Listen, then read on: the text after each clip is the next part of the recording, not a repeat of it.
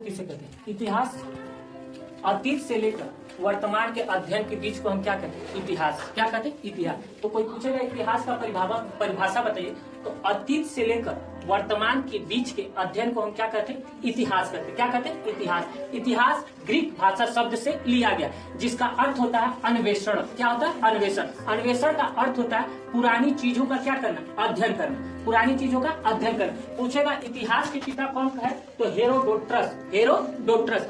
भारत में इतिहास का जनक अलेक्जेंडर कनिंघम। अलेक्जेंडर कनिंघम किसके काल में हुआ था? तो लॉर्ड कैनिंग। Lord Canning. इतिहास को हम तीन कालखंडों में बांटते हैं। जो पहला है प्राक ऐतिहासिक। प्राक ऐतिहासिक उसे कहते हैं जिसमें लिखित साक्ष्य नहीं है। आज ऐतिहासिक उसे कहते हैं जिसमें लिखित साक्ष्य है लेकिन उसको आज तक पढ़ा नहीं गया है। ऐतिहासिक उसे कहते हैं जिसका लिखित साक्ष्य और हम क्या किए? पढ़ लिए। जिसमें पहला है, इसको हम प्राक ऐतिहासिक को पाषाण काल कहते हैं, इसको हम स्टोन काल कहते हैं। इसको तीन भागों में बांटा गया। पाषाण काल में ही मानव पत्थर का यूज करता था। पूर्व पाषाण काल में मनुष्य खाना बदोश था। खाना बदोश का मतलब ये होता है वो सिर्फ और सिर्फ पेट भरना जानता था, शिकार करना जानता था, उसके अलावा उसके अंदर और कोई काम धाम नहीं था। इसीलिए इसको हम खाना बदोश कहते हैं। शिकार को हम आखोट कहते हैं, इसीलिए इसको आखेट कहते हैं। इसमें पूर्व पाषाण काल में मनुष्य ने आग की खोज कर ली थी। उसके बाद से आता है मध्य पाषाण काल। मध्य पाषाण काल में मनुष्य अंतिम संस्कार करना सीख गया था और इनका हथियार क्या हो गया था? छोटा हो गया, इसीलिए इसको माइक्रोलिथ काल कहते हैं।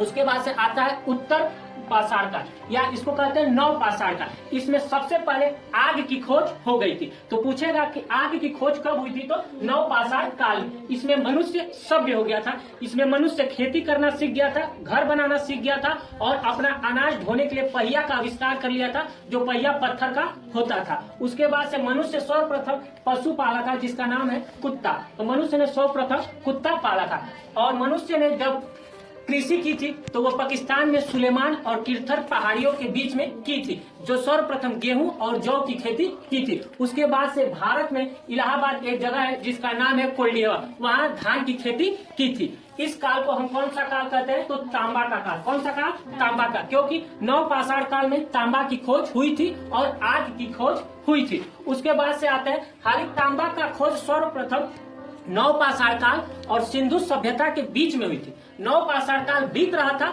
और सिंधु सभ्यता काल शुरू हो रहा था, उसी के बीच में तांबा का खोज हुआ, इसीलिए इसको कहते हैं तांबा का काल। कौन सा? तांबा का काल। क्यों? क्योंकि ये नव पाषाण काल खत्म हो रहा था और सिंधु सभ्यता शुरू हो रही थी। उसके बाद से हमको पढ़ना है आद ऐतिहासिक। आद ऐतिहासिक। आद ऐतिहासिक एक तरह से सिंधु सभ्यता को कहते हैं। किसको? सिंधु। इसको कांस की सभ्यता भी कहते हैं। क्यों? क्योंकि इस समय कांसा की खोज हुई थी। किसकी? कांसा की। इसीलिए ये धातु है। क्या है? धातु। तो कांसा नाम की धातु की खोज हो गई थी, इसीलिए इस काल को हम क्या कहते हैं? कांसा। सिंधु सभ्यता एक अलग से चैप्टर है। ये सिंधु नदी के किनारे एक बहुत बड़ा शहर मिला था, इसलिए इसका नाम रखा गया सिंधु सभ्यता। इस सिंधु सभ्यता सिंधु नदी के किनारे पली बड़ी थी।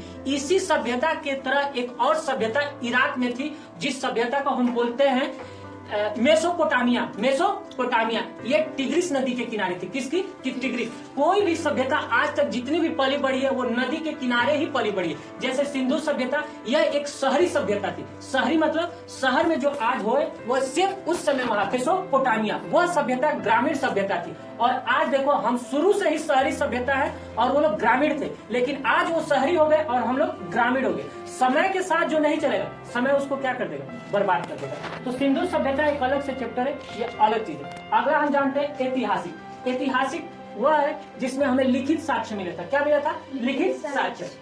इसको भी हम तीन खान में बांटते हैं। एक है प्राचीन, एक है मध्य, एक है आधुनिक और एक है विश्व।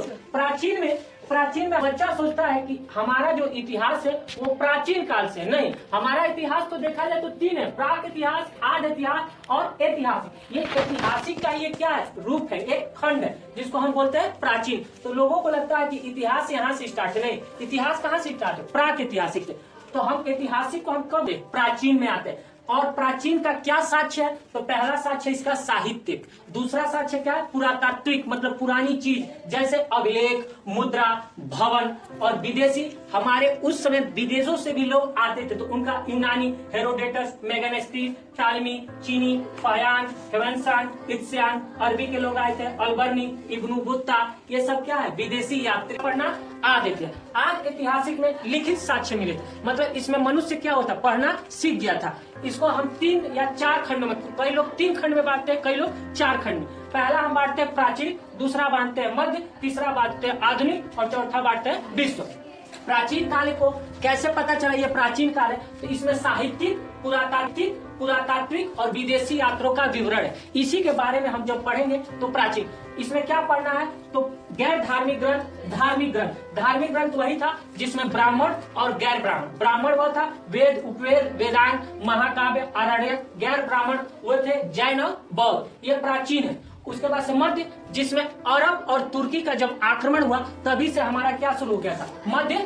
मध्य काल सर्वप्रथम अरब से एक था मोहम्मद बिन कासिम, 712 ईसा पूर्व सिंध पर आक्रमण किया था। कहां पर? सिंध पर। उस समय राजा दाहिर थे। पूछता है कि मोहम्मद बिन कासिम कब आक्रमण किया था? तो 712 ईसा पूर्व। कहां किया था? सिंध पे। उस समय कौन राजा थे? दाहिर को इसने क्या किया था? हरा दिया था। और ये पहला मुस्लिम था जिसने भारत पे आक्रमण किया था 712 ईसा पूर्व। इसी ने ही जजिया कर लगाया था। उसके बाद हमको पढ़ना है तुर्की का जो आक्रमण हुआ था वो 2 बार हुआ था। एक जो किया था वो महमूद गजनवी किया था और दूसरा जो किया था गौरी। महमूद गजनवी वही है जो भारत पे अनेकों बार आक्रमण किया था और सोमनाथ मंदिर को इसने इतना ज्यादा लूट के ले गया था कि अपने ये पूरे शहर को दुल्हन जैसे क्या हुआ था? सोना चांदी से सजाया था। और मध्यकाल अरब, मतलब मोहम्मद बिन कासिम से लेके और मुगल वंश तक पढ़ना।